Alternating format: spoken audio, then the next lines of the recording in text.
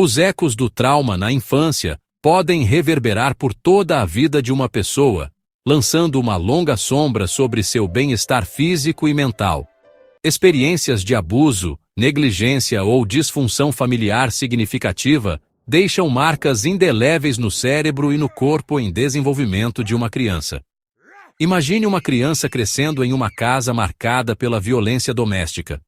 Seu lar, que deveria ser um santuário, torna-se um lugar de medo e incerteza. A ameaça constante de violência cria um estado de hipervigilância, mantendo a criança em alerta máximo, com seus corpos inundados de hormônios do estresse. Agora, imagine essa criança como um adulto. O trauma que ela sofreu pode se manifestar de várias maneiras, desde problemas crônicos de saúde até dificuldade em formar relacionamentos saudáveis. Essas não são meras questões psicológicas. São manifestações físicas de traumas profundamente enraizados. Reconhecer as consequências profundas e duradouras da adversidade precoce é fundamental para quebrar o ciclo do trauma e promover um futuro mais saudável para todos. A ligação entre trauma na infância e problemas de saúde não é mais uma questão de especulação, mas uma certeza científica. Estudos importantes do CDC e Kaiser Permanente revolucionaram nossa compreensão de como a adversidade precoce impacta a saúde ao longo da vida. Esses estudos revelaram uma correlação surpreendente entre experiências adversas na infância e uma ampla gama de problemas de saúde. Indivíduos com 4 ou mais categorias de experiências adversas na infância apresentaram um risco significativamente maior para uma série impressionante de problemas de saúde, incluindo doenças cardíacas, derrames, câncer, diabetes e doenças pulmonares crônicas. Essas descobertas exigem uma mudança de paradigma em como abordamos os cuidados de saúde, algo tão importante quanto o SUS para o brasileiro. O trauma não deixa apenas cicatrizes emocionais. Ele se grava em nossa própria biologia, alterando a maneira como nossos cérebros se desenvolvem e nossos corpos funcionam. Imagine uma criança pequena enfrentando ameaças e perigos constantes. Seu sistema de resposta ao estresse, projetado para protegê-la em momentos de perigo agudo, torna-se cronicamente ativado.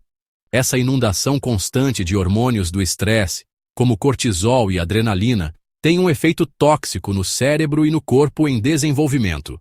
A amígdala, o centro do medo do cérebro, torna-se hiperativa, enquanto o hipocampo, responsável pela memória e aprendizado, pode encolher. Essas mudanças neurológicas podem ter um efeito cascata nos sistemas do corpo, aumentando o risco de inflamação crônica, desregulação imunológica e distúrbios metabólicos. O estudo das experiências adversas na infância, ou ACE, Adverse Childhood Experiences, liderado pelo Dr. Vince Felitti e Dr. Robert Anda, representa uma conquista histórica na pesquisa em saúde pública. Este estudo fundamental, iniciado em 1995, revelou uma correlação assustadora entre experiências adversas na infância e um vasto espectro de resultados negativos para a saúde e sociais. A pesquisa de Felitti e Anda, envolvendo mais de 17 mil participantes, revelou que os ACEs são alarmantemente comuns, com 2/3 da população do estudo relatando pelo menos um ACE. As descobertas do estudo quebraram a ilusão de que o trauma infantil era uma ocorrência rara, destacando sua presença generalizada em nossa sociedade. O estudo ACE iluminou o impacto profundo e duradouro da adversidade precoce, demonstrando que indivíduos com 4 ou mais ACEs eram significativamente mais propensos a se envolver em comportamentos de alto risco. Além disso, o estudo revelou uma relação dose-resposta entre ACEs e resultados negativos, com cada ACE adicional aumentando a probabilidade de consequências adversas. As descobertas do estudo ACE servem como um chamado à ação, instando-nos a abordar as causas profundas do trauma e a desenvolver intervenções eficazes, tão essenciais quanto campanhas de vacinação. Quando uma criança sofre adversidades prolongadas ou frequentes, seu sistema de resposta ao estresse pode ficar preso em overdrive, levando a um nível tóxico de estresse conhecido como estresse tóxico. Ao contrário do estresse breve e administrável, o estresse tóxico tem um impacto prejudicial no cérebro e no corpo em desenvolvimento de uma criança. Imagine uma criança vivendo na pobreza, enfrentando insegurança alimentar e testemunhando violência em sua comunidade. Esses estressores constantes criam um estado de excitação fisiológica crônica, inundando seus corpos com hormônios do estresse que têm um efeito corrosivo em seus órgãos e sistemas em desenvolvimento.